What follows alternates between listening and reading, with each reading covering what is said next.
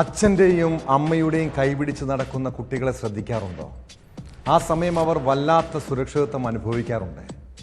അമ്മയുടെ കയ്യിൽ നിന്ന് ഒരിക്കലും വഴുതി വീടില്ലെന്ന ആത്മവിശ്വാസം ഓരോ കുഞ്ഞുങ്ങളുടെയും മനസ്സിലുണ്ട്.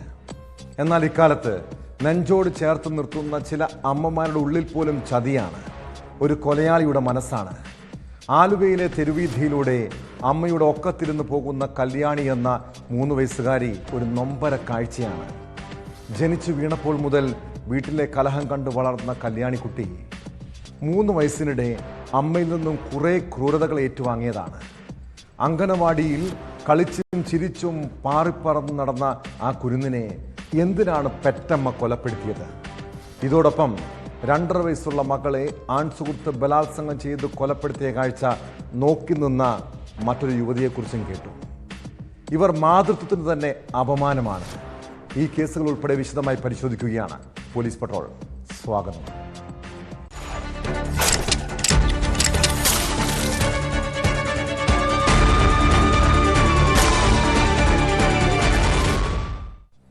കല്യാണി എന്ന 3 വയസ്സുകാരിക്ക് വേണ്ടി ഒരു നാട് മുഴുവൻ കഴിഞ്ഞ രാത്രി ഉറക്കമിളച്ച് തിരച്ചിൽ നടത്തിയതാണ്. അവൾ തിരികെ വരുന്നത് നോക്കി പ്രാർത്ഥനയോടെ കാത്തിരുന്നതാണ്. എന്നാൽ 8 മണിക്കൂറോളം നീണ്ട തിരച്ചിലിനൊടുവിൽ ആലുവ മൂഴിക്കുളം പാലത്തിന് സമീപം ചാലക്കുടി പുഴയിൽ ആ കുരുന്നിൻ്റെ മൃതദേഹം കണ്ടെത്തുന്നു. തൃപ്പൂണിത്തുറ തിരുവാങ്കുളം സ്വദേശി സുഭാഷിൻ്റെ മകൾ കല്യാണിയെ സ്വന്തം അമ്മയാണ് പുഴയിലെറിഞ്ഞ് കൊലപ്പെടുത്തിയത്. കേസിൽ പ്രതി കുറ്റം സമ്മതിച്ചതോടെ അമ്മ സന്ധ്യയെ പോലീസ് അറസ്റ്റ് ചെയ്തു. എന്തിനാണ് കുഞ്ഞിനെ കൊന്നതെന്ന ചോദ്യത്തിന് സന്ധ്യ ഇപ്പോഴും മറുപടി പറഞ്ഞിട്ടില്ല. യുവതിക്ക് മാനസിക പ്രശ്നങ്ങൾ ഉണ്ടോ എന്ന് പരിശോധിക്കുന്നുണ്ട്. ഭർത്തൃവീട്ടിലെ പ്രശ്നങ്ങളാണോ കൊലപാതകത്തിലേക്ക് നയിച്ചത്? ആരുടെയെങ്കിലും സഹായം ഇവർക്ക് ലഭിച്ചിട്ടുണ്ടോ തുടങ്ങിയ കാര്യങ്ങളെക്കുറിച്ചും പോലീസ് അന്വേഷണം നടത്തുകയാണ്.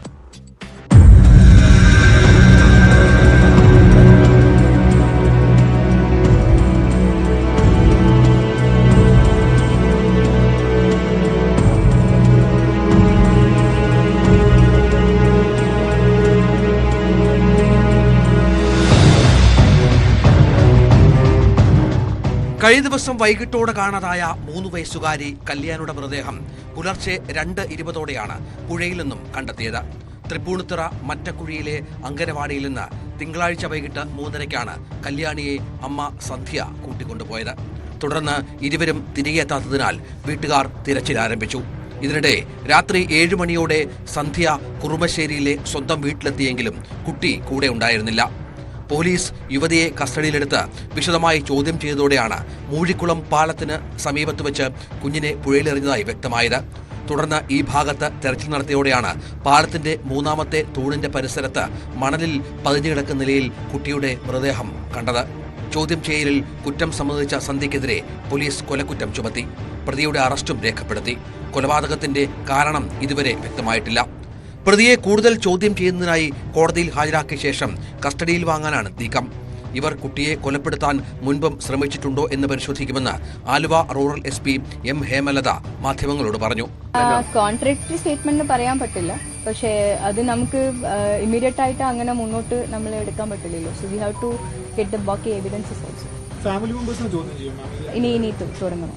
ഇതുവരെ നമുക്കൊന്നും വ്യക്തമായിട്ടില്ല. സോ ഇനിയാണ് കുറച്ചും കൂടി കാം ഡൗൺ ആയതിനു ശേഷം ഫാമിലിന്റെ ക്ലോസ് റിലേറ്റീവ്സിന്റെ മൊഴിയിലേക്ക് നമ്മൾ വരും. ഭർത്തൃവീട്ടുകാരുമായുള്ള പ്രശ്നങ്ങളെ തുടർന്ന് സന്ധ്യ തിങ്കളാഴ്ച വൈകുന്നേരമാണ് സ്വന്തം വീട്ടിലേക്ക് പോവുകയാണെന്ന് പറഞ്ഞ് കുഞ്ഞിനെയും കൂട്ടി യാത്ര തിരിച്ചത്. ഇതിനിടെ യുവതി കുഞ്ഞിനെ പുഴയിലെറിഞ്ഞ് കൊലപ്പെടുത്തുകയായിരുന്നു. കൊലപാതകത്തിന് പിന്നിൽ ഭർത്തൃവീട്ടിലെ പീഡനമാണോ എന്നും പോലീസ് അന്വേഷിക്കും. യുവതി മാനസിക വെല്ലുവിളി നേരിടുന്നുണ്ടെന്നും കുടുംബ പ്രശ്നങ്ങളുണ്ടെന്നുമാണ് ബന്ധുക്കൾ പറയുന്നത്. എന്നാൽ ഈ വാദങ്ങൾ തള്ളിയ ഭർത്താവ് സുഭാഷ് സന്ധ്യ കുട്ടിയെ അകാരണമായി അടിക്കുകയും ദേഷ്യപ്പെടുകയൊക്കെ ചെയ്യുന്നത് പതിവായിരുന്നുവെന്ന് ആരോപിച്ചു. അതേസമയം സന്ധ്യയ്ക്ക് പ്രായത്തിനനുസരിച്ചുള്ള ബുദ്ധിവളർച്ചയില്ലെന്നാണ് അവരുടെ കുടുംബം പറയുന്നത്. ബുദ്ധിവളർച്ച കുറവുള്ളതായി ഡോക്ടർ സർട്ടിഫിക്കറ്റ് നൽകിയിട്ടുണ്ടെന്നും മകളെ സുഭാഷ് മർദ്ദിച്ചിരുന്നുവെന്നും അമ്മ അല്ലി പറഞ്ഞു. ദേഷ്യം വന്നാൽ ഭയങ്കര ഇതാണ്, അല്ലാണ്ട് വേറെ കുഴപ്പമൊന്നുമില്ല. തല്ലും, ഇങ്ങനെ കുരക്കിന് പിടിക്കും, അങ്ങനെ പിടിക്കും, ഇവിടെ കരണത്തടിക്കും, അങ്ങനെ ഇത്തിരി വെള്ളവും കുടിക്കും ആള്. പറയാനോ തല്ലൂന്നൊക്കെ പറയുള്ളൂ. സന്ധ്യ നേരത്തെയും കുഞ്ഞിനെ കൊലപ്പെടുത്താൻ ശ്രമിച്ചിരുന്നതായി അയൽവാസിയും ബന്ധുക്കളും പറഞ്ഞു. ഐസ്ക്രീമിൽ വിഷം കലർത്തിയാണ് കൊല്ലാൻ ശ്രമിച്ചത്. മുതിർന്ന കുട്ടി അന്ന് ബഹളം വച്ചതോടെ ശ്രമം പരാജയപ്പെട്ടു. കുട്ടികളെ ടോർച്ച് കൊണ്ട് തലക്കഴിച്ചിട്ടുണ്ടെന്നും വിവരമുണ്ട്. പെറ്റമ്മ സ്വന്തം കുഞ്ഞിനെ കൊലപ്പെടുത്തിയതിന്റെ നടുക്കത്തിലാണ് നാട്ടുകാരും ബന്ധുക്കളും. കളമശ്ശേരി മെഡിക്കൽ കോളേജിലെ പോസ്റ്റ്മോർട്ടത്തിന് ശേഷം മറ്റക്കുഴിയിലെ വീട്ടിലേക്ക് കല്യാണിയുടെ ചേതന ശരീരം എത്തിച്ചപ്പോഴേക്കും പലരും വിങ്ങിപ്പൊട്ടി. കല്യാണിയെ അവസാനമായി കാണാൻ നൂറുകണക്കിന് ആളുകളാണ് ഒഴുകിയെത്തിയത്.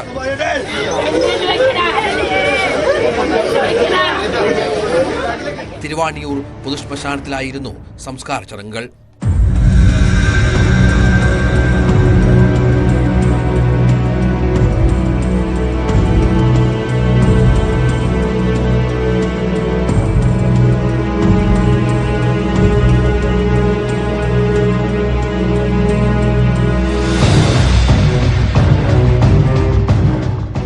ന്യൂസ് 18 കൊച്ചി.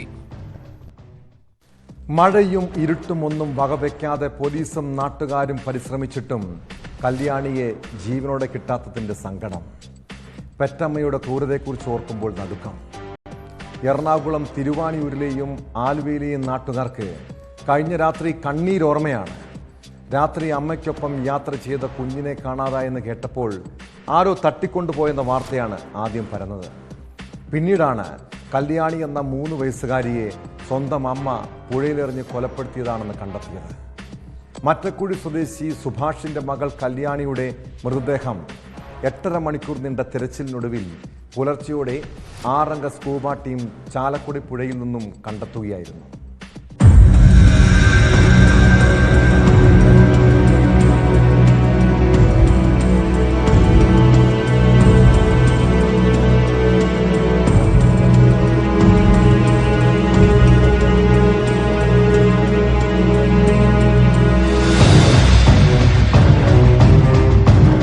തിരുവാണിയൂരിലെ അങ്കണവാടിയിൽ തിങ്കളാഴ്ച ഉച്ച കഴിഞ്ഞ് 3:15 അമ്മ സന്ധ്യ എത്തുമ്പോൾ 3.5 വയസ്സുകാരി കല്യാണി ഉറക്കം കഴിഞ്ഞ് പാല് കുടിക്കുന്ന സമയമായിരുന്നു. 3:30 അമ്മയുടെ കൈയും പിടിച്ച് സന്തോഷത്തോടെ പുറത്തേക്ക് പോയ കല്യാണി പിന്നീട് കണ്ണീർ കഥയായി. അങ്കണവാടിയിൽ നിന്ന് 3:30 ഇറങ്ങി രാത്രി 7 മണിയോടെ കുറുമശ്ശേരിയിലെ വീട്ടിലെത്തിയ സന്ധ്യക്കൊപ്പം കുഞ്ഞില്ലായിരുന്നു. അവിടെ മുതലാണ് ഒരു നാടിനെ മുഴുവൻ കണ്ണീരിലാഴ്ത്തിയ സംഭവങ്ങളുടെ തുടക്കം. ഭർത്താവിന്റെ മറ്റക്കുഴിയിലെ വീട്ടിൽ നിന്ന് തിരുവാങ്കുളം വരെ സന്ധ്യയും കുഞ്ഞും ഓട്ടോറിക്ഷയിലാണ് പോയത്. അവിടെ നിന്ന് ആലുവയിലേക്കുള്ള ബസ്സിൽ കയറി. ആലുവ വരെ ബസ്സിൽ കുട്ടി ഒപ്പമുണ്ടായിരുന്നുവെന്നും പിന്നീട് കണ്ടില്ലെന്നുമാണ് അമ്മയുടെ മറുപടി. ആലുവയിൽ വെച്ച് കുഞ്ഞിനെ നഷ്ടപ്പെട്ടെന്നും അതല്ല ബസ്സിൽ വെച്ച് നഷ്ടപ്പെട്ടെന്നും തന്റെ കയ്യിൽ നിന്ന് പോയെന്നും പരസ്പര വിരുദ്ധമായ വിവരങ്ങളാണ് വീട്ടുകാരും അയൽവാസികളും ചോദിച്ചപ്പോൾ സന്ധ്യ പറഞ്ഞത്. 8 മണിയോടെ വീട്ടുകാർ പുത്തൻകുരിശ് പോലീസിൽ വിവരം അറിയിച്ചു. അവർ പലയിടത്തും തിരച്ചിൽ നടത്തിയെങ്കിലും സൂചനയൊന്നും ലഭിച്ചില്ല. കുഞ്ഞിനെ കാണാതായത് സംബന്ധിച്ച് പോലീസിനോട് പരസ്പര വിരുദ്ധമായാണ് മൊഴി നൽകിയതെങ്കിലും അന്വേഷണ ഉദ്യോഗസ്ഥർ സന്ധ്യ യാത്ര ചെയ്ത വഴികൾ പരിശോധിച്ചു. അതിനിടെ മൂഴിക്കുളത്ത് കുട്ടിയുമായി വന്നിറങ്ങിയ സന്ധ്യയുടെ ദൃശ്യങ്ങൾ CCTVയിൽ പതിഞ്ഞത് പോലീസിന് ലഭിച്ചു.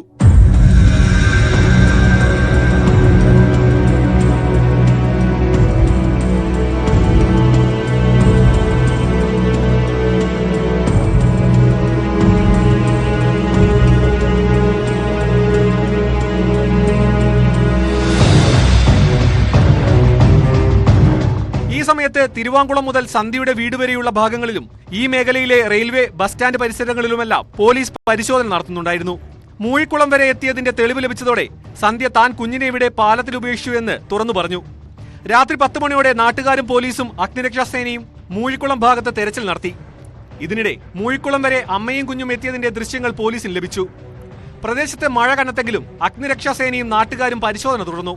ആഴമുള്ള സ്ഥലമായതിനാൽ സ്കൂബ ടീമിനെ വിളിക്കാൻ തീരുമാനം. രാത്രി 12:15 ആലുവയിൽ നിന്നുള്ള UK സ്കൂബ ടീം എത്തുന്നു. 1 മണിയോടെ സ്കൂബ ടീം ചാലക്കുടി പുഴയിൽ തിരച്ചിൽ ആരംഭിക്കുന്നു. പുലർച്ചെ 2 മണിക്ക് ശേഷവും തിരച്ചിൽ തുടർന്നു. പോലീസും നാട്ടുകാരും രാത്രി ആരംഭിച്ച തിരച്ചിൽ പുലർച്ചെ കുട്ടിയുടെ മൃതദേഹം കണ്ടെത്തും വരെ നീണ്ടു. 8.5 മണിക്കൂർ നീണ്ട തിരച്ചിലിനൊടുവിലാണ് 6 അംഗ സ്കൂബ ടീം ചാലക്കുടി പുഴയിൽ നിന്ന് കല്യാണിയുടെ മൃതദേഹം കണ്ടെത്തിയത്.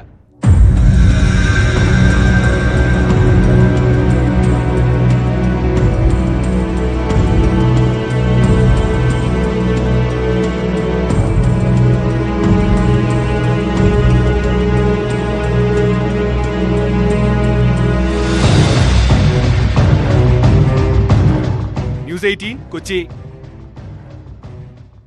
കണ്ണൂർ പയ്യാവൂരിന് സമീപം കാഞ്ഞിരക്കൊല്ലി എന്ന സ്ഥലത്തെ നാട്ടുകാർ ഒരു ബൈക്കിന്റെ ഇരമ്പൽ ശബ്ദം കേട്ടതാണ് പിന്നെ കൂട്ട നിലവിളി. ആളുകൾ ഓടിക്കൂടിയപ്പോഴേക്കും കൃത്യം നടത്തിയ കൊലയാളി സംഘം അതേ ബൈക്കിൽ തന്നെ കടന്നു കളഞ്ഞു. കാഞ്ഞിരക്കൊല്ലി ആമനത്തോട് സ്വദേശി നിതീഷ് ബാബുവിനെ പട്ടാപ്പകൽ ഭാര്യയുടെ കൺമുന്നിലിട്ടാണ് വെട്ടിക്കൊലപ്പെടുത്തിയത്. ആക്രമണം തടയാൻ ശ്രമിച്ച ഭാര്യ ശ്രുതിയെയും സംഘം വെട്ടിപ്പരിക്കേൽപ്പിച്ചു. പൾസർ ബൈക്കിലെത്തിയ 2 അംഗ സംഘമാണ് ആക്രമണത്തിന് പിന്നിൽ.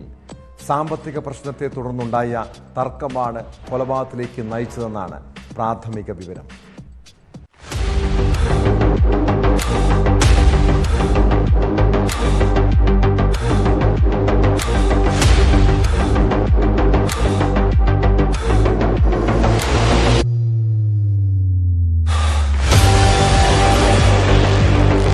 ഉച്ചയോടെയായിരുന്നു നാടിനെ നടുക്കിയ അരുംകൊല. വീടിന് സമീപം ആയുധ നിർമ്മാണത്തിനുള്ള ആല നടത്തുകയായിരുന്നു 31-കാരനായ നിതീഷ് ബാബു. ബൈക്കിലെത്തിയ 2 പേരാണ് കൊലപാതകം നടത്തിയത്. വാക്ക് തർക്കത്തെ തുടർന്ന് വാക്കത്തിയെടുത്ത് നിതീഷിനെ വെട്ടുകയായിരുന്നുവെന്നാണ് വിവരം. തടയാൻ ചെന്ന നിതീഷ് ബാബുവിന്റെ ഭാര്യ ശ്രുതിക്കും വെട്ടേറ്റു. ഇവരുടെ കൈക്കും വിരലുകൾക്കുമാണ് പരിക്ക്. ആക്രമണശേഷം പ്രതികൾ ബൈക്കിൽ കയറി രക്ഷപ്പെട്ടു. പ്രതികളെ തിരിച്ചറിഞ്ഞിട്ടില്ല. നമ്മളൊരു 12 മണിയായപ്പോഴാണ് നമ്മൾ അറിയുന്നത് സംഭവം. പിന്നത്തതൊന്നും നമുക്കറിയത്തില്ല. എങ്ങനെയാ, എന്താ സാമ്പത്തിക ഇടപാടാണോ എങ്ങനെയാണെന്നൊന്നും നമുക്കറിയത്തില്ല. ഈ കൊന്നോരി അറിയത്തില്ല, ആരാ വന്ന് ചെയ്തിട്ട് പോയെന്ന് പോലും നമുക്കറിയത്തില്ല. ഒരാളെ കണ്ടാലേ നമുക്കറിയത്തില്ല. നമ്മളെന്നും വരുന്നതാണ്, നമ്മളെ നാളെ വീടുമാണ്. നമുക്കൊന്നും അറിയാത്തൊരു അവസ്ഥയിലായിപ്പോയി. നമ്മളിവിടെ ഇല്ലാണ്ടായിപ്പോയി. അതേ നമുക്ക് പറയാനുള്ളൂ. ഞങ്ങളൊരു 11 മണിയാകുമ്പോഴാണ് സംഭവം അറിയുന്നത്. അപ്പോൾ നമ്മളിവിടെ എത്തി.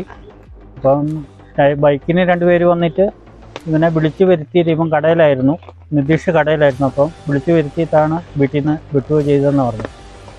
അപ്പോൾ ഭാര്യയ്ക്കും ചെറിയ മുറിവുണ്ട്. കൈപ്പത്തി വിരൽ 2 പോയി എന്നാണ് പറഞ്ഞത്. അപ്പോൾ നമ്മളത് കണ്ടില്ല. സാമ്പത്തിക ഇതുണ്ടെന്നാണ് പറഞ്ഞത്. സാമ്പത്തികത്തിൻ്റെ ഏതാണ്ട് ഇടപാടുണ്ടായിരുന്നു. അപ്പോൾ അത് പറഞ്ഞ അങ്ങോട്ടും ഇങ്ങോട്ടും വാക്കുതർക്കമുണ്ടായി. ഇങ്ങനെ കൊലപാതകത്തിലേക്ക് കലാശിച്ചു. സാമ്പത്തിക പ്രശ്നത്തെ തുടർന്നുണ്ടായ തർക്കമാണ് കൊലപാതകത്തിലേക്ക് നയിച്ചതെന്നാണ് പ്രാഥമിക വിവരം. പയ്യാവൂർ പോലീസ് സ്ഥലത്തെത്തി അന്വേഷണം ആരംഭിച്ചു. പ്രതികൾക്കായി തെരച്ചിൽ ഊർജിതമാക്കിയിട്ടുണ്ട്. തോക്ക് നിർമ്മാണവുമായി ബന്ധപ്പെട്ട ഇടപാടിനെ ചൊല്ലിയാണ് തർക്കമുണ്ടായതെന്നാണ് സൂചന. ഇക്കാര്യങ്ങളെല്ലാം പോലീസ് അന്വേഷിച്ചു വരികയാണ്. നമ്മൾ ഭാര്യയെടുത്ത് വിളിച്ച് ചോദിച്ചു. ഭാര്യ ആശുപത്രി കൊണ്ടുപോയേക്കുന്നു. ചോദിച്ചു, സാമ്പത്തിക വിഷയത്തിലുണ്ടായ തർക്കമാണ് ഇതിന് കാരണമെന്നാണ് പറഞ്ഞത്. ബാക്കി നമ്മൾ പ്രതികളെ അന്വേഷിച്ചുകൊണ്ടിരിക്കുകയാണ്. കേസ് പറയുന്ന ആൾക്കാർ നമ്മളൊന്ന് വെരിഫൈ ചെയ്യണം. പേരൊന്നും അവർക്ക് കറക്റ്റ് അറിയത്തില്ല. ആക്ച്വൽ റീസൺ സാമ്പത്തിക ഇടപെടാണ് പറയുന്നത്. സാമ്പത്തിക ഇദ്ദേഹം ഇങ്ങനെ ഓരോ ഇതൊക്കെ ചെയ്യുന്നല്ലേ, നമ്മളെ കൊല്ലപ്പണിയല്ലേ, അതിൻ്റെ എന്തോ വിഷയത്തിലുണ്ടായ പൈസയായിട്ട് ഇവർക്ക് കൊടുത്തിട്ടുണ്ട്. അതിൻ്റെ ഒരു വിഷയം പൈസ ചോദിച്ചപ്പോൾ ഉണ്ടായ ഇതാണെന്ന് പറഞ്ഞു. അതിൻ്റെ അത്രേ അവർ പറഞ്ഞിട്ടുള്ളൂ. ബൈക്കിലെത്തിയവർ ഇതിനു മുൻപും ഇവിടെ വന്നവരാണെന്നും പറയപ്പെടുന്നുണ്ട്. ചികിത്സയിൽ കഴിയുന്ന ശ്രുതിയുടെ മൊഴിയെടുത്താൽ മാത്രമേ കൂടുതൽ കാര്യങ്ങൾ വ്യക്തമാകൂ. നിതീഷിന്റെ മൃതദേഹം ഇൻക്വസ്റ്റ് നടപടികൾ പൂർത്തിയാക്കിയ ശേഷം പോസ്റ്റ്മോർട്ടത്തിനായി പരിയാരം മെഡിക്കൽ കോളേജിലേക്ക് മാറ്റി.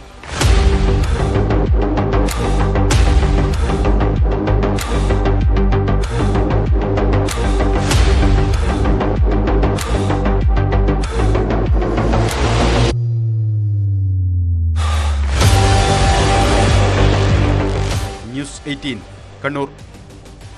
അമ്മയെക്കുറിച്ച് പറയുമ്പോൾ നമ്മുടെ ഉള്ളിൽ കരുതലും വാത്സല്യവും ഒക്കെയാണ് ഓർമ്മ വരുന്നത്, അല്ലേ? കുട്ടിക്കാലത്ത് അമ്മയുടെ കൈപിടിച്ച് നടക്കുമ്പോൾ കിട്ടുന്ന ഒരു സുരക്ഷിതത്വമുണ്ട്. അത് അനുഭവിക്കാത്തവർ കുറവായിരിക്കും. എന്നാൽ ഇക്കാലത്തെ ചില അമ്മമാർ, അവരെ അങ്ങനെ വിളിക്കാമോ എന്നറിയില്ല, മാതൃത്വം തൊട്ട് തീണ്ടിയിട്ടില്ലാത്ത സ്ത്രീകളെ കാണാം. മുംബൈയിൽ അമ്മയുടെ കൺമുന്നിൽ വെച്ചാണ് ആൺ സുഹൃത്ത് 2.5 വയസ്സുകാരിയെ ബലാത്സംഗം ചെയ്ത് കൊലപ്പെടുത്തിയത്. കേസിൽ അമ്മയെയും 19 വയസ്സുള്ള ആൺ സുഹൃത്തിനെയും പോലീസ് അറസ്റ്റ് ചെയ്തു.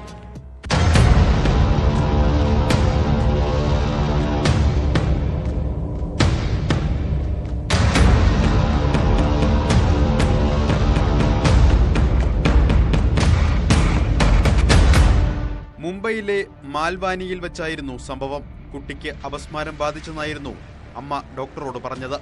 എന്നാൽ സ്വകാര്യ ഭാഗങ്ങളിലെ അടക്കം മുറിവുകൾ കണ്ടതോടെ ആശുപത്രി അധികൃതർ പോലീസിനെ അറിയിക്കുകയായിരുന്നു. തുടർന്ന് നടത്തിയ പോസ്റ്റ്മോർട്ടത്തിലാണ് ഞെട്ടിപ്പിക്കുന്ന വിവരങ്ങൾ പുറത്തുവന്നത്. ലൈംഗിക പീഡനത്തിനിടെ ശ്വാസം മുട്ടിയാണ് കുട്ടി മരിച്ചതെന്നാണ് പോസ്റ്റ്മോർട്ടം റിപ്പോർട്ട്.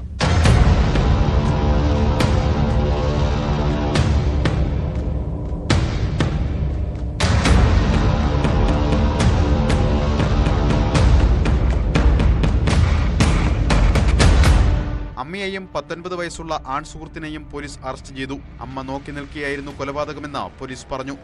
പോക്സോ അടക്കം വിവിധ വകുപ്പുകൾ ചുമത്തിയാണ് പ്രതികൾക്കെതിരെ കേസെടുത്തിട്ടുള്ളത്. പ്രതികളെ പോലീസ് വിശദമായി ചോദ്യം ചെയ്തു വരികയാണ്. കേസിൽ കൂടുതൽ അന്വേഷണം നടന്നു വരുന്നതായും പോലീസ് അറിയിച്ചു.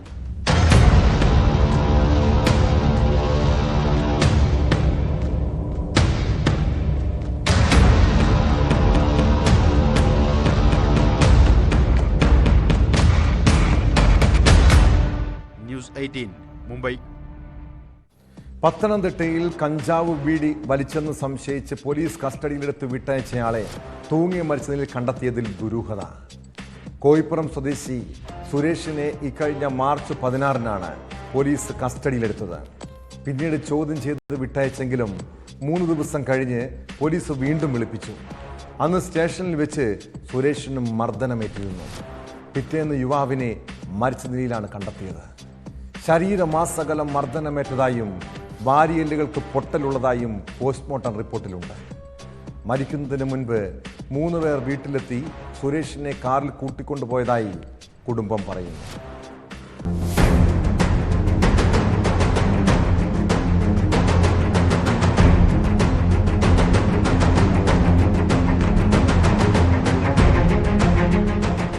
മാർച്ച് 16-ാം തീയതിയാണ് കഞ്ചാവ് ബീഡി വലിച്ചെന്ന സംശയത്തിന്റെ പേരിൽ സുരേഷിനെ കോയിപ്പുറം പോലീസ് കസ്റ്റഡിയിലെടുത്തത്.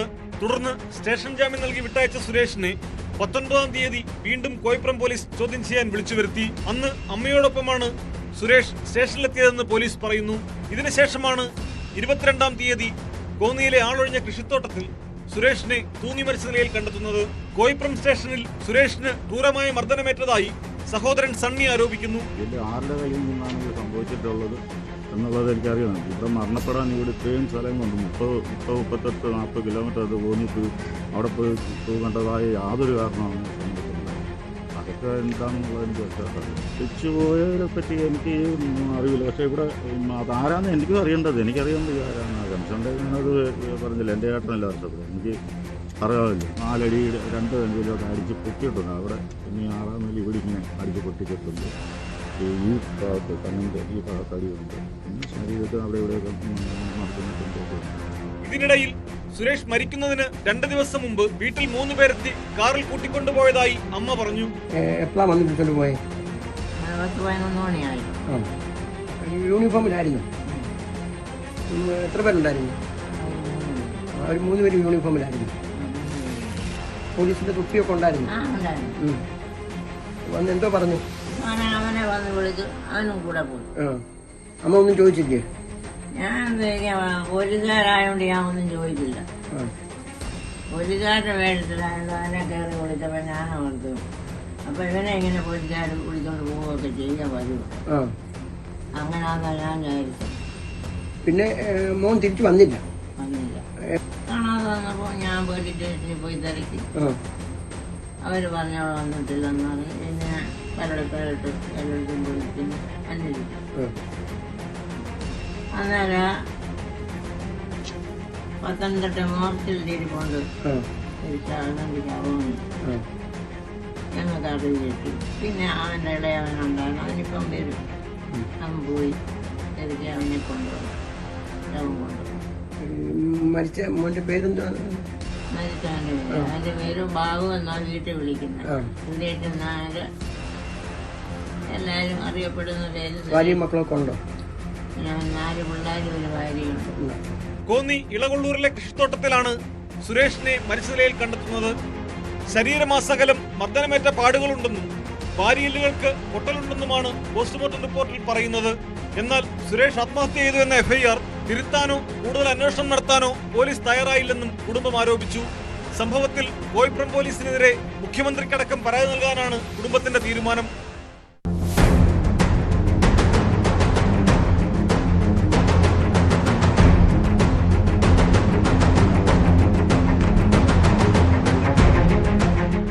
ന്യൂസ് 18 പത്തനംതിട്ട. കട്ടവനെ കിട്ടിയില്ലെങ്കിൽ കിട്ടിയവനെ തട്ടും. അതാണ് കേരള പോലീസിന്റെ എക്കാലത്തെയും നയം. അങ്ങനെ നിരപരാധികളായ നിരവധി പേരുടെ ജീവിതമാണ് പോലീസിന്റെ വീഴ്ചകൾ കാരണം തകർന്നിട്ടുള്ളത്. തിരുവനന്തപുരത്ത് മോഷ്ടക്കുറ്റം ആരോപിച്ച് ദളിത് സ്ത്രീയെ പേരൂർക്കട പോലീസ് സ്റ്റേഷനിൽ മാനസികമായി പീഡിപ്പിച്ച സംഭവത്തിൽ കൂടുതൽ പോലീസുകാർ കുറ്റക്കാരെന്നാണ് പ്രാഥമിക കണ്ടെത്തൽ. തിരുവനന്തപുരം കന്റോൺമെന്റ് അസിസ്റ്റന്റ് കമ്മീഷണർ നടത്തിയ അന്വേഷണത്തിലാണ് സസ്പെൻഷനിലായ SIക്ക് പുറമെ 2 പേർക്ക് കൂടി വീഴ്ച സംഭവിച്ചെന്ന് കണ്ടെത്തിയത്. മോഷണക്കേസിലെ നടപടിക്രമങ്ങൾ ഇരുവരും പാലിച്ചില്ലെന്നും റിപ്പോർട്ടിലുണ്ട്. സിറ്റി പോലീസ് കമ്മീഷണർ റിപ്പോർട്ട് പരിശോധിച്ച ശേഷം നടപടി ഉണ്ടാകും.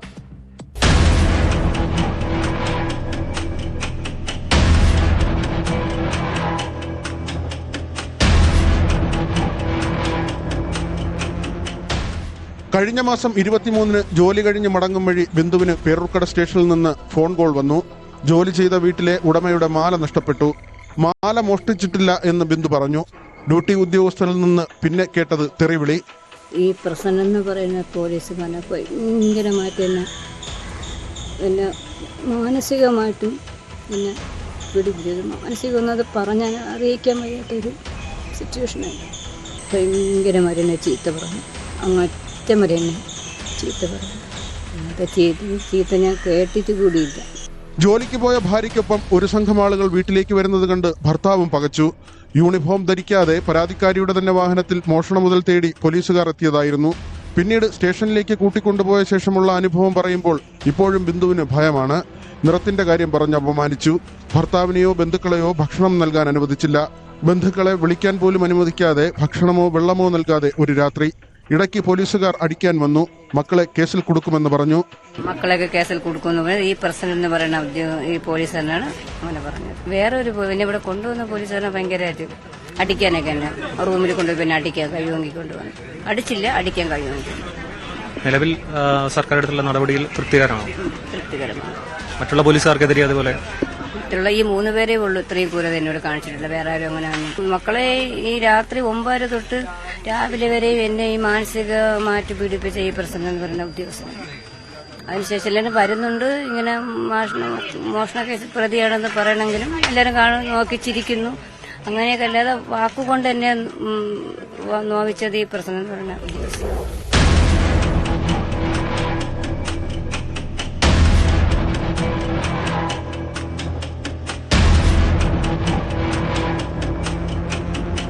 ഒടുവിൽ നഷ്ടപ്പെട്ടു പോയ മാല തിരികെ കിട്ടി. ബിന്ദുവിനെ സ്റ്റേഷനിൽ നിന്ന് പറഞ്ഞുവിടുമ്പോൾ ഒരു താക്കീത് കൂടി നൽകി. മേലിൽ ഈ പ്രദേശത്ത് കണ്ടുപോകരുതെന്ന്. 3-ാം തീയതി അനുഭവിച്ചതൊക്കെയും വിശദമാക്കിക്കൊണ്ട് മുഖ്യമന്ത്രിക്കും DGPക്കും പട്ടികജാതി പട്ടികവർഗ വകുപ്പിനും പരാതി നൽകി. ദിവസം ഇത്ര കഴിഞ്ഞിട്ടും അതിലും നടപടിയുണ്ടായില്ല. മുഖ്യമന്ത്രിയുടെ ഓഫീസിലെത്തിയപ്പോൾ P ശശിയിൽ നിന്ന് അവഗണന നേരിട്ടു. സംഭവത്തിൽ കൃത്യമായ അന്വേഷണം നടത്തുമെന്ന് CPM general secretary MA baby പറഞ്ഞു. സംസ്ഥാന ഗവൺമെന്റ് ജനപക്ഷത്ത് നിൽക്കുന്ന ഒരു ഗവൺമെന്റാണ്. ആ നിലയിൽ പരാതികൾ ഉണ്ടാകാത്ത വിധത്തിൽ ഇത് കൈകാര്യം ചെയ്യാൻ സംസ്ഥാനത്തെ പോലീസ് വകുപ്പിന് കഴിയും. സംഭവം വിവാദമായതിന് പിന്നാലെ പേരൂർക്കട SIയെ അന്വേഷണ വിധേയമായി സസ്പെൻഡ് ചെയ്തു. കേരളത്തിൽ പോലീസ് രാജാണെന്ന ആരോപണവുമായി പ്രതിപക്ഷവും രംഗത്തെത്തി. ഈ വിഷയത്തിൽ കേരളത്തിലെ കോൺഗ്രസ് നേതൃത്വവും ഐക്യ ജനാധിപത്യ മുന്നണിയും പൂർണ്ണമായിട്ടുള്ള പിന്തുണ ബിന്ദുവിന് കൊടുക്കുകയാണ്. നീതിക്ക് വേണ്ടി ഞങ്ങൾ അഭ്യർത്ഥിക്കുകയാണ്. ഞാൻ മുഖ്യമന്ത്രിയോട് ആവശ്യപ്പെടുന്നു, അദ്ദേഹത്തിന്റെ വകുപ്പിൽ നടന്നിട്ടുള്ള ഈ അന്യായം, ഈ അനീതി അദ്ദേഹത്തിന്റെ ശ്രദ്ധയിൽപ്പെടുത്തിയിട്ടും പരിഹാരം ഉണ്ടായില്ല എന്നത് പ്രതിഷേധാർഹമാണ്. സർക്കാരിന്റെ 4-ാം വാർഷികത്തിലേക്ക് കടക്കുമ്പോൾ വേദനിപ്പിക്കുന്ന, ഞെട്ടിപ്പിക്കുന്ന കഥകളാണ്, സംഭവങ്ങളാണ് ആഭ്യന്തര വകുപ്പിൽ നിന്ന് ആവർത്തിച്ചുണ്ടായിക്കൊണ്ടിരിക്കുന്നത്.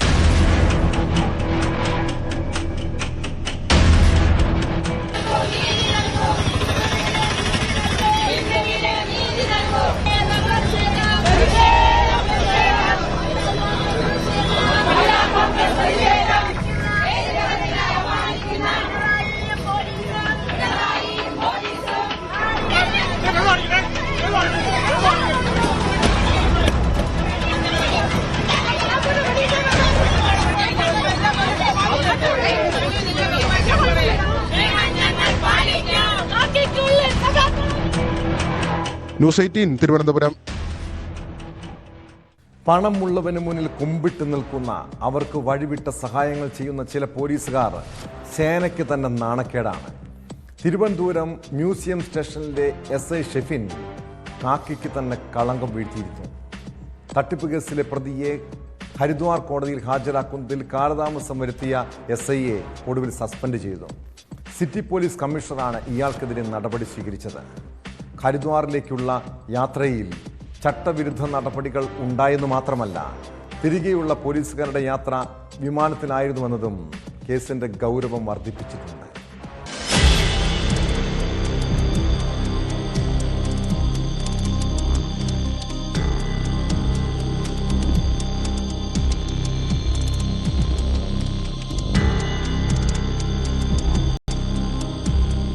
വനിതാ പ്രതിയുമായി ഹരിദ്വാറിലേക്കുള്ള യാത്രയിൽ ചട്ടവിരുദ്ധ നടപടികൾ കണ്ടെത്തിയിരുന്നു. പ്രതിയെ സ്വകാര്യ ഹോട്ടലിൽ 2 ദിവസം അനധികൃതമായി താമസിപ്പിച്ചു. ഫൈസലാബാദ് കോടതിയിൽ വിവരശേഖരണത്തിനെത്തിയപ്പോൾ മറ്റ് പോലീസ് ഉദ്യോഗസ്ഥർക്ക് പ്രതിയുമായി കോടതിക്ക് മുന്നിൽ കാത്തിരിക്കേണ്ടി വന്ന സാഹചര്യവുമുണ്ടായി. തിരുവനന്തപുരത്ത് നടന്ന സാമ്പത്തിക തട്ടിപ്പ് കേസുമായി ബന്ധപ്പെട്ടാണ് ഹരിദ്വാറിൽ നിന്ന് പ്രതിയെ ഇവിടെ എത്തിച്ചതും നടപടികൾ പൂർത്തിയാക്കി തിരികെ കൊണ്ടുപോയതും. തിരുവനന്തപുരം സ്വദേശിക്ക് 15 ലക്ഷം രൂപയാണ് നഷ്ടമായത്. മകൾക്ക് സ്പെയിനിൽ MBBSന് അഡ്മിഷൻ തരപ്പെടുത്താമെന്ന് വാഗ്ദാനം നൽകിയായിരുന്നു സാമ്പത്തിക തട്ടിപ്പ്.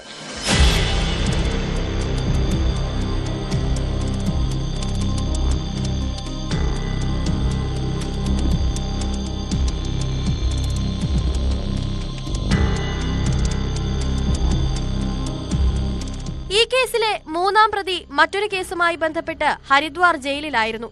പ്രതിയെ തിരികെ ഹരിദ്വാറിൽ എത്തിച്ച ശേഷം EQ വഴി പോലീസ് സംഘത്തിന് മടങ്ങിവരാനുള്ള ട്രെയിൻ ടിക്കറ്റ് ബുക്ക് ചെയ്തിരുന്നു. എന്നാൽ ഉദ്യോഗസ്ഥർ വിമാനത്തിലാണ് തിരികെ എത്തിയത്. ഈ വിവരം മറച്ചുവെച്ചുവെന്നും SI ഷെഫിനെ സസ്പെൻഡ് ചെയ്തുകൊണ്ടുള്ള ഉത്തരവിൽ വ്യക്തമാക്കുന്നു.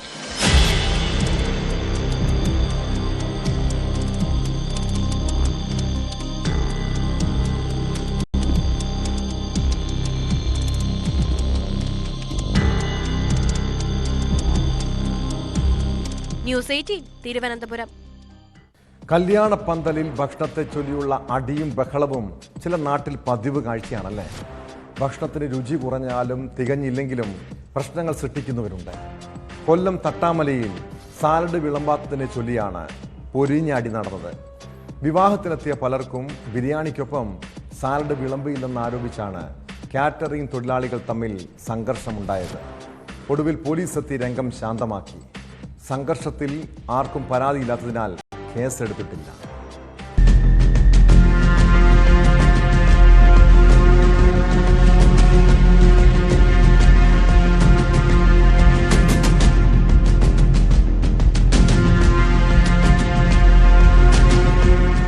കൊല്ലം തട്ടാമല പിണക്കൽ ഭാഗത്തെ രാജധാനി ഓഡിറ്റോറിയത്തിലാണ് ആക്രമണമുണ്ടായത്. സംഘട്ടനത്തിൽ 4 പേർക്ക് തലയ്ക്ക് പരിക്കേറ്റു. സംഭവത്തെക്കുറിച്ച് പോലീസ് പറയുന്നത് ഇങ്ങനെ: വിവാഹത്തിൽ പങ്കെടുത്തവർക്കെല്ലാം ബിരിയാണി വിളമ്പിയ ശേഷം കാറ്ററിംഗ് തൊഴിലാളികൾ ആഹാരം കഴിക്കാനായി ഇരുന്നു. ഇവർ പരസ്പരം വിളമ്പിയ ബിരിയാണിക്കൊപ്പം ചിലർക്ക് സാലഡ് കിട്ടാതെ വന്നത് ചോദ്യം ചെയ്തതായിരുന്നു തർക്കത്തിന്റെ തുടക്കം. പിന്നീട് സാലഡ് കിട്ടിയവരും കിട്ടാത്തവരും തമ്മിൽ കയ്യാങ്കളിയിലേക്കെത്തി. ഒടുവിൽ ഇരു വിഭാഗങ്ങളായി തിരിഞ്ഞ് യുവാക്കൾ ഭക്ഷണം വിളമ്പിയ പാത്രങ്ങളുമായി ഏറ്റുമുട്ടുകയായിരുന്നു.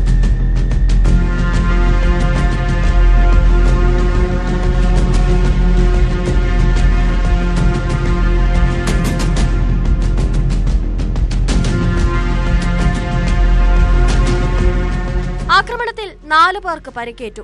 പോലീസ് എത്തിയാണ് സംഘർഷത്തിന് അയവ് വരുത്തിയത്. എല്ലാവർക്കും തലയ്ക്കാണ് പരിക്ക്. പരിക്കേറ്റവരെ കൂട്ടിക്കടയിലെ സ്വകാര്യ ആശുപത്രിയിൽ പ്രവേശിപ്പിച്ച് ചികിത്സ നൽകി വിട്ടയച്ചു. വിഷയത്തിൽ ഇരവിപുരം പോലീസ് ഇരു കൂട്ടരെയും വിളിപ്പിച്ചെങ്കിലും ആർക്കും പരാതിയില്ലാത്തതിനാൽ കേസെടുത്തിട്ടില്ല. പ്രശ്നം പറഞ്ഞു പരിഹരിച്ചതായാണ് വിവരം.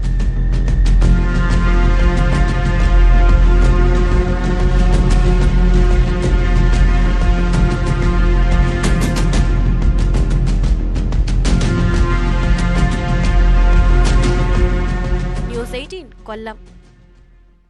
മലയാളികൾ എത്രത്തോളം ധിക്കാരികളും അഹങ്കാരികളുമാണെന്ന് കേരളത്തിലെ പൊതുനിരത്തിലൂടെ യാത്ര ചെയ്താൽ മനസ്സിലാക്കാൻ കഴിയും. ഇവിടുത്തെ റോഡും സംവിധാനങ്ങളുമെല്ലാം ചിലരുടെ തറവാട്ട് സ്വത്താണെന്നാണ് വിചാരം. മറ്റ് യാത്രക്കാർക്ക് കടന്നു പോകാൻ അവസരം പോലും കൊടുക്കാത്തവരുണ്ട്.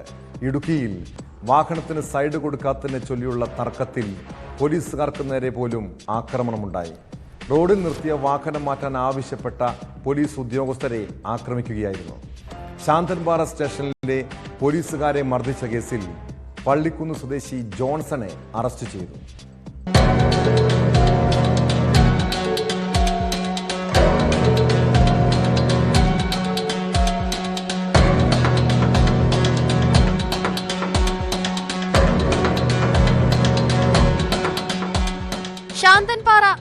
ചേരിയാർ പുത്തടി ഭാഗത്ത് അതിർത്തി തർക്കവുമായി ബന്ധപ്പെട്ട കേസ് അന്വേഷിക്കാൻ പോയ ഉദ്യോഗസ്ഥർക്കാണ് പരിക്കേറ്റത്. റോഡിൽ സൈഡ് കൊടുക്കാത്തതുമായി ബന്ധപ്പെട്ട തർക്കത്തെ തുടർന്നാണ് പ്രതി പോലീസുകാരെ ആക്രമിച്ചത്.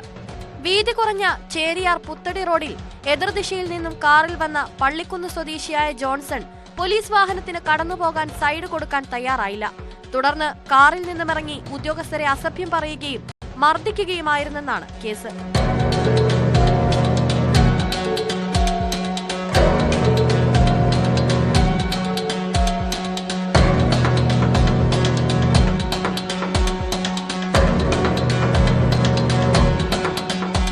എസ്ഐമാരായ രാജ്നാരായണനും സാബുവിനും CPO ജിനോയ്ക്കുമാണ് പരിക്കേറ്റത്.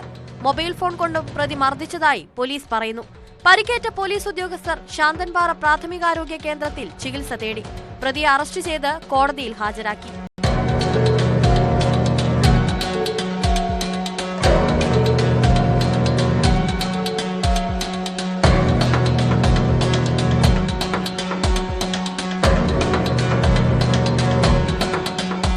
News 18 Idukki.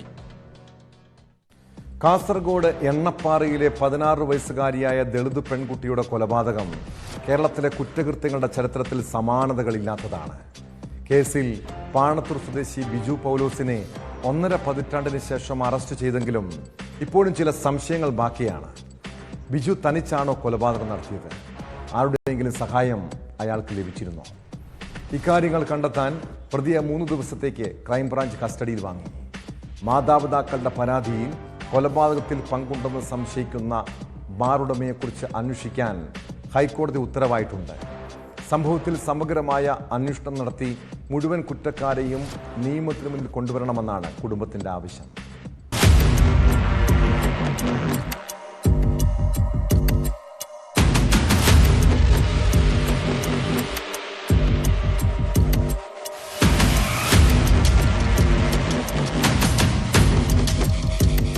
Ambalathara police station പരിധിയിലെ എണ്ണപ്പാറയിൽ 16 വയസ്സുകാരി ദളിത് പെൺകുട്ടിയുടെ കൊലപാതക കേസിൽ അറസ്റ്റിലായ പ്രതി പാണത്തൂർ ബാപ്പുങ്കയത്തെ ബിജു പൗലോസിനെ 3 ദിവസത്തേക്കാണ് ക്രൈംബ്രാഞ്ച് കസ്റ്റഡിയിൽ വിട്ടത്.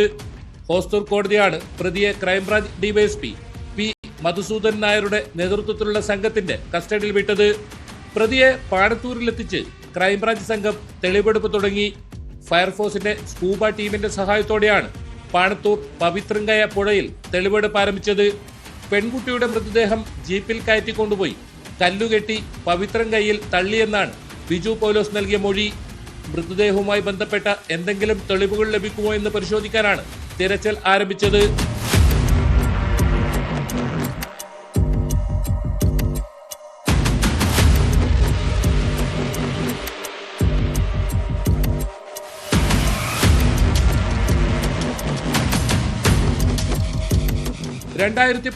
ജൂൺ 6 കാഞ്ഞങ്ങാട്ടെ ക്വാർട്ടേഴ്സിൽ താമസിക്കുന്നതിനിടെ പെൺകുട്ടിയെ കാണാതായത്. നേരത്തെ ലോക്കൽ പോലീസ് അന്വേഷിച്ച കേസ് CBIക്ക് വിടണമെന്നാവശ്യപ്പെട്ട് പെൺകുട്ടിയുടെ മാതാപിതാക്കൾ ഹൈക്കോടതിയെ സമീപിച്ചിരുന്നു. എന്നാൽ ഹൈക്കോടതി കേസ് സംസ്ഥാന ക്രൈംബ്രാഞ്ചിന് വിടുകയായിരുന്നു. IG P പ്രകാശിന്റെ നേതൃത്വത്തിൽ നടത്തിയ അന്വേഷണത്തിലാണ് ബിജു പൗലോസിനെ കഴിഞ്ഞ ദിവസം മടിക്കേരി അയ്യങ്കേരിയിൽ വെച്ച് അറസ്റ്റ് ചെയ്തത്. അതേസമയം കൊലപാതകത്തിന് പിന്നിൽ ഒരു ബാറുടമയ്ക്ക് ബന്ധമുണ്ടെന്ന് മാതാപിതാക്കൾ ഹൈക്കോടതിയിൽ ചൂണ്ടിക്കാട്ടിയിരുന്നു. ഇതേക്കുറിച്ച് അന്വേഷിക്കാനും ഹൈക്കോടതി ഉത്തരവായിട്ടുണ്ട്. സംഭവത്തിൽ സമഗ്രമായ അന്വേഷണം നടത്തി കുറ്റക്കാരെ നിയമത്തിന് മുന്നിൽ കൊണ്ടുവരണമെന്നാണ് കുടുംബത്തിന്റെ ആവശ്യം. റേപ്പ് ചെയ്യപ്പെട്ടത് പാണത്തൂർ വെച്ച് വളരെ മൃഗീയമായി ഗ്രൂപ്പായി നിന്ന് റേപ്പ് ചെയ്ത്, ഉത്തരേന്ത്യയിൽ കാണുന്ന പോലെയാണ്, റേപ്പ് ചെയ്ത് ആ കുട്ടിയെ ചവിട്ടി കൊലപ്പെടുത്തി കായലിൽ ചവിട്ടി താഴ്ത്തിയ ഒരു സംഭവമാണ് ഈ കേസിന്റെ ഒരു പ്രധാന കാര്യം എന്നാണ് ഞങ്ങൾക്ക് സൂചിപ്പിക്കുക. ഇത് ഉത്തരേന്ത്യയിൽ മാത്രമല്ല, ഈ കാസർഗോഡ് ജില്ലയിൽ വ്യാപകമായ തോതിൽ നടക്കുകയാണ്.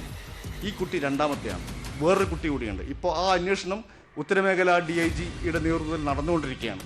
ആ കുട്ടിയെയും ഗാങ് റേപ്പിന് വിധേയമാക്കി, ആദിവാസി കുട്ടിയാണ് ഗാങ് റേപ്പിന് വിധേയമാക്കി ആ കുട്ടിയെ പിന്നീട് കൊന്ന് കുഴിച്ചു മൂടി എന്നുള്ളത് അന്വേഷണം നടന്നുകൊണ്ടിരിക്കുക. അപ്പോൾ ഒരു കുട്ടിയല്ല, നിരവധി കുട്ടികൾ ഇപ്പോൾ പുറത്തു വന്നിരിക്കുന്ന ഈ 2 കുട്ടികളുടെ കേസാണ് പുറത്തു വന്നിരിക്കുന്നത്. നിരവധി കേസുകൾ ഞങ്ങളുടെ നിരീക്ഷണത്തിലുണ്ട്. ആ കേസുകൾ കൂടി ഞങ്ങൾ പുറത്തു കൊണ്ടുവരും.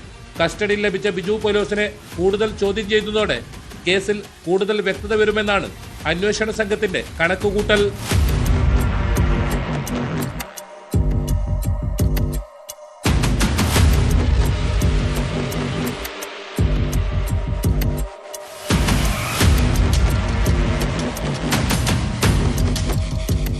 ന്യൂസ് 18 കാസർഗോഡ്.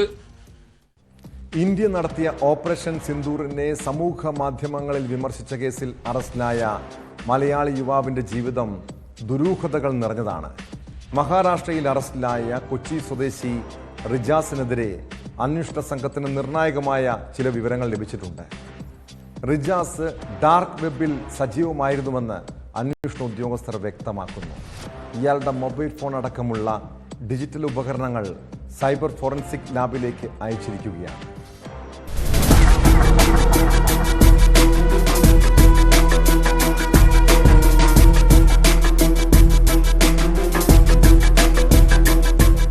ഈ മാസം 7-ന് നാഗപ്പൂരിലെ ഹോട്ടലിൽ നിന്നാണ് റിജാസിനെയും നിയമവിദ്യാർത്ഥിനിയായ സുഹൃത്ത് ഉഷാകുമാരിയെയും അറസ്റ്റ് ചെയ്തത്. സുഹൃത്തിനെ പിന്നീട് വിട്ടയച്ചു. 11-ന് റിജാസിന്റെ എറണാകുളത്തെ വസതിയിൽ നാഗപ്പൂർ പോലീസും മഹാരാഷ്ട്ര ATSഉം കേരള പോലീസും സംയുക്തമായി പരിശോധന നടത്തി. വീട്ടിൽ നിന്ന് ഡിജിറ്റൽ തെളിവുകൾ പോലീസ് ശേഖരിച്ചു. പെൻഡ്രൈവുകളും ഫോണും പുസ്തകങ്ങളും അടക്കം പരിശോധനയിൽ കണ്ടെടുത്തു. ഡിജിറ്റൽ ഉപകരണങ്ങൾ വിശദ പരിശോധനയ്ക്കായി അന്വേഷണ സംഘം സൈബർ ഫോറൻസിക് ലാബിലേക്ക് അയച്ചിരിക്കുകയാണ്. റിജാസിനെതിരെ UAPAയും ചുമത്തിയിട്ടുണ്ട്. ഓപ്പറേഷൻ സിന്ദൂറിനെ സമൂഹ മാധ്യമങ്ങളിലൂടെ വിമർശിച്ചതിനാണ് 26-കാരനായ റിജാസിനെ അറസ്റ്റ് ചെയ്തത്.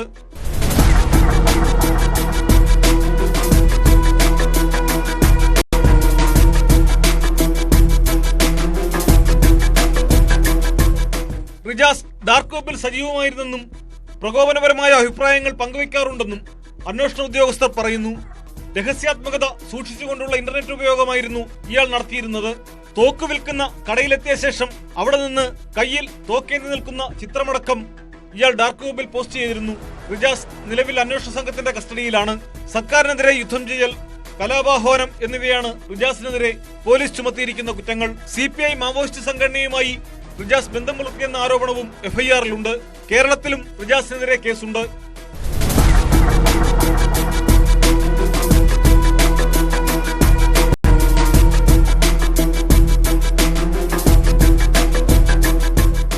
ന്യൂസ് 18 മുംബൈ. ലഹരി സംഘങ്ങൾ നാട്ടുകാരുടെ സ്വൈര്യ ജീവിതം തകർക്കുകയാണ്. കൊല്ലം പോളയത്തോട് കുടുംബത്തിനു നേരെ ആക്രമണം നടത്തിയത് ലഹരി മാഫിയാണ്. വീടിന്റെ മുന്നിൽ നിന്ന് ചോദ്യം ചെയ്തതിന് പിന്നാലെയായിരുന്നു ക്രൂരമായ ആക്രമണം. ഇവർ സമീപത്തെ 2 കടകൾ അടിച്ചു തകർത്തതായും പരാതിയുണ്ട്. സംഭവത്തിൽ 4 പേരെ പോലീസ് അറസ്റ്റ് ചെയ്തു. പരിക്കേറ്റ ദമ്പതികളും സുഹൃത്തും ആശുപത്രിയിൽ ചികിത്സയിലാണ്.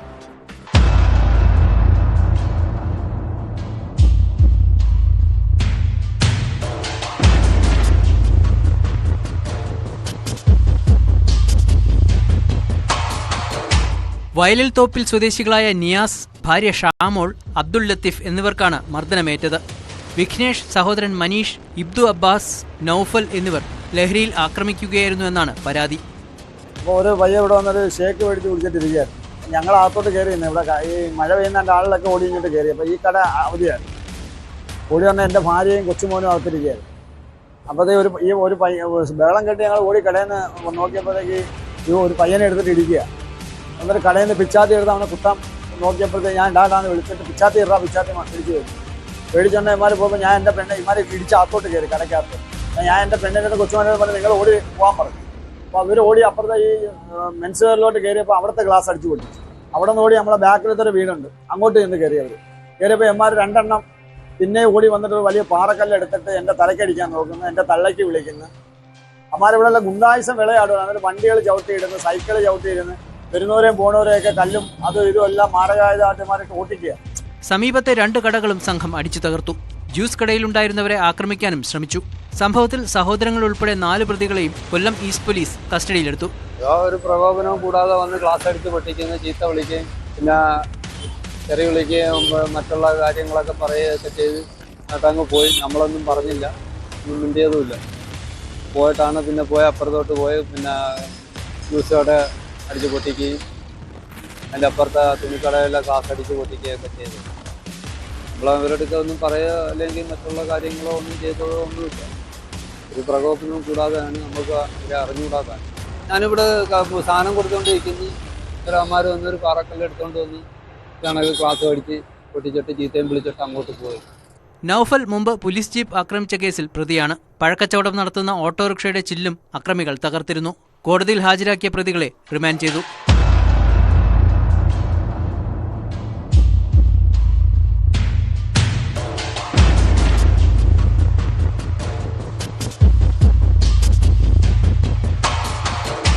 ന്യൂസ് 18 കൊട്ടാരക്കര. പോലീസ് പെട്രോൾ ഇനി പോകുന്നത് പാലക്കാടേക്കാണ്. പാലക്കാട് പണവും സ്വർണവും അടിവസ്ത്രത്തിൽ ഒളിപ്പിച്ച് അനധികൃതമായി കടത്താൻ ശ്രമിച്ച 3 പേർ പിടിയിലായി. കോയമ്പത്തൂർ സ്വദേശികളായ പ്രതികളെ വേലന്താവളത്ത് വെച്ചാണ് പിടികൂടിയത്. 70 ലക്ഷം രൂപയും 200 ഗ്രാം സ്വർണവും ഇവരിൽ നിന്നും കണ്ടെടുത്തിട്ടുണ്ട്.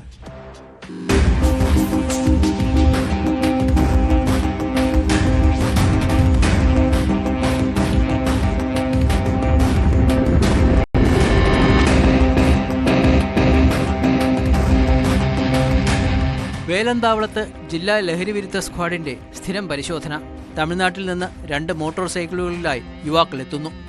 വെറുതെ കറങ്ങാൻ എത്തിയതാണെന്ന് യുവാക്കൾ. ഇവരെ കണ്ട ഉദ്യോഗസ്ഥർക്ക് ചില സംശയങ്ങൾ തോന്നി. യുവാക്കളിൽ ഒരാളുടെ ഷർട്ട് ഊരാൻ പോലീസ് ആവശ്യപ്പെട്ടു. അടിയിൽ കറുത്ത ജാക്കറ്റ് അഴിച്ചു മാറ്റാൻ പറഞ്ഞ പോലീസ് ഞെട്ടി. ജാക്കറ്റിനുള്ളിൽ രഹസ്യ അറകൾ, അതിലാകട്ടെ സ്വർണവും പണവും.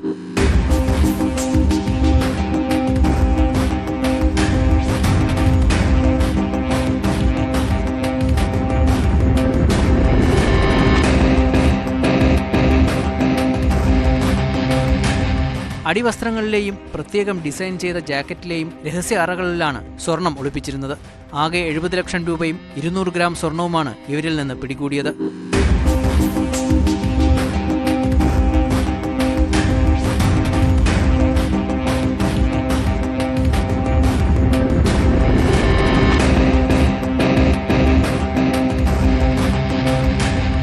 കോയമ്പത്തൂർ സ്വദേശികളായ സാഗർ, മണികണ്ഠൻ, സന്ദീപ് എന്നിവരാണ് പിടിയിലായത്.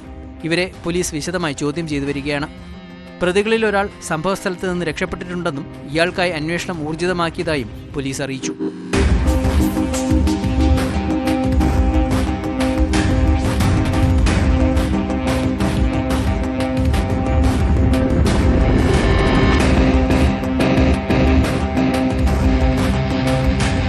ന്യൂസ് 18 പാലക്കാട്. കുറ്റകൃത്യങ്ങളുടെ മറ്റു ചില വാർത്തകൾ ചുരുക്കത്തിൽ. പത്തനംതിട്ടയിൽ ഓടിക്കൊണ്ടിരുന്ന സ്വകാര്യ ബസ്സിൽ അതിക്രമിച്ചു കയറി ഡ്രൈവറെ ഹെൽമറ്റ് കൊണ്ടടിക്കുകയും കുത്താൻ ശ്രമിക്കുകയും ചെയ്തു. അൽ അമീൻ ബസ്സിലെ ഡ്രൈവർ രാജേഷിനെയാണ് ആക്രമിച്ചത്. പിടിവലിയിൽ പ്രതി കൊടുമൺ സ്വദേശി മിഥുനും പരിക്കേറ്റു. മിഥുനിന്റെ സുഹൃത്തിനെ ഡ്രൈവർ ജോലിയിൽ നിന്ന് ഒഴിവാക്കിയതിലുള്ള വിരോധത്തിലായിരുന്നു ആക്രമണമെന്ന് പോലീസ്. ശരീരത്തിലെ കൊഴുപ്പ് നീക്കം ചെയ്യാനുള്ള ശസ്ത്രക്രിയയെ തുടർന്ന് തിരുവനന്തപുരത്ത് യുവതി ഗുരുതരാവസ്ഥയിലായെന്ന പരാതി സിറ്റി പോലീസ് കമ്മീഷണർ അന്വേഷിക്കണമെന്ന് മനുഷ്യാവകാശ കമ്മീഷൻ. റിപ്പോർട്ട് 1 മാസത്തിനകം സമർപ്പിക്കണമെന്നും ചെയർപേഴ്സൺ ജസ്റ്റിസ് അലക്സാണ്ടർ തോമസ് ഉത്തരവിട്ടു. തിരുവനന്തപുരത്ത് പൂർവ്വ വൈരാഗ്യം കാരണം മധ്യവയസ്കനെ ആക്രമിച്ച കേസിൽ പ്രതികൾ പിടിയിൽ. ഫോർട്ട് പോലീസ് അറസ്റ്റ് ചെയ്തത് ചന്ദ്രൻ, കരീം, സുര എന്നിവരെ. താമരശ്ശേരിയിലെ ഷഹബാസിന്റെ കൊലപാതക കേസിൽ കുറ്റാരോപിതരായ 4 വിദ്യാർത്ഥികളുടെ പരീക്ഷാഫലം തടഞ്ഞുവെച്ച നടപടിക്കെതിരെ ഹൈക്കോടതി. പരീക്ഷാഫലം തടഞ്ഞുവെക്കാൻ സർക്കാരിന് എന്തധികാരമാണെന്ന് കോടതി ചോദിച്ചു. പാലക്കാട് ജുവല്ലറിയിൽ സ്വർണം വാങ്ങാനെന്ന വ്യാജേന വന്ന് 3 പവന്റെ ചെയിൻ മോഷ്ടിച്ചയാൾ പിടിയിൽ. തൃശൂർ വടക്കാഞ്ചേരി സ്വദേശി ഇമ്മാനുവലിനെയാണ് തൊടുപുഴയിൽ നിന്ന് പിടികൂടിയത്. വിവിധ സംസ്ഥാനങ്ങളിൽ നിന്ന് 7 മാസത്തിനിടെ 25ഓളം പുരുഷന്മാരെ വിവാഹം കഴിച്ച യുവതിയെ പോലീസ് അറസ്റ്റ് ചെയ്തു. ഭോപ്പാലിൽ നിന്ന് രാജസ്ഥാൻ പോലീസാണ് അനുരാധ എന്ന യുവതിയെ പിടികൂടിയത്. വിവാഹത്തിനു ശേഷം പണവും സ്വർണവും മോഷ്ടിച്ച് കടന്നുകളയുന്നതാണ് ഈ യുവതിയുടെ രീതിയെന്ന് പോലീസ് പറയുന്നു. നമ്മുടെ കുട്ടിക്കാലത്തെക്കുറിച്ച് ആരെങ്കിലും ചിന്തിക്കാറുണ്ടോ? ചെറിയ കളിപ്പാട്ടങ്ങൾക്ക് വേണ്ടി സഹോദരങ്ങളുമായി തല്ലുകൂടിയ നിമിഷങ്ങൾ, കൂട്ടുകാരുടെ കളിയാക്കലുകൾ, അധ്യാപകരുടെയും മാതാപിതാക്കളുടെയും ശകാരം, ഇതൊക്കെ കണ്ടും കേട്ടും വളർന്നവരാണ് നമ്മൾ. അതെല്ലാം ഒരു രസമുള്ള ഓർമ്മയാണല്ലേ? അന്ന് കൂട്ടുകാർ കളിയാക്കിയപ്പോൾ കുറച്ച് സങ്കടം വന്നിട്ടുണ്ടാകാം. എന്ന് കരുതി ജീവിതം അവസാനിപ്പിക്കുന്നതിനെക്കുറിച്ചോ നാട് വിടുന്നതിനെക്കുറിച്ചോ നമ്മൾ ചിന്തിച്ചിട്ടുണ്ടോ? ഇവിടെ ഇടുക്കി അണക്കരയിൽ 14-കാരി ആത്മഹത്യ ചെയ്ത കേസിനെ കുറിച്ചാണ് പറഞ്ഞു വരുന്നത്. പെൺകുട്ടി സ്കൂട്ടർ ഓടിക്കാൻ പഠിക്കുന്നതിനിടെയാണ് സംഭവങ്ങളുടെ തുടക്കം. സ്കൂട്ടർ ഓടിക്കാൻ പഠിക്കുമ്പോൾ അവൾ ചെരിഞ്ഞു വീണിരുന്നു. ഇത് കണ്ട കൂട്ടുകാർ അവളെ കളിയാക്കി. അതിൻ്റെ മനോവിഷമത്തിൽ അണക്കര സ്വദേശിനി പൗളിൻ എന്ന പെൺകുട്ടി കിടപ്പുമുറിയിൽ തൂങ്ങി മരിക്കുകയായിരുന്നു. ഇപ്പോഴത്തെ കുട്ടികൾ ഇങ്ങനെയാണ്. നിസ്സാര പ്രശ്നങ്ങളുടെ പേരിൽ മനസ്സ് പതറും. എന്നാൽ മറ്റുള്ളവരുടെ പരിഹാസവും കളിയാക്കലുമൊക്കെ ഒരു വെല്ലുവിളിയായി ഏറ്റെടുക്കണം. അങ്ങനെ ഇന്ന് കളിയാക്കിയവരെ കൊണ്ട് നാളെ കൈയടിപ്പിക്കാനാണ് ശ്രമിക്കേണ്ടത്. ഇതോടെ പോലീസ് പെട്രോൾ പൂർണ്ണമാകുന്നു. നമസ്കാരം.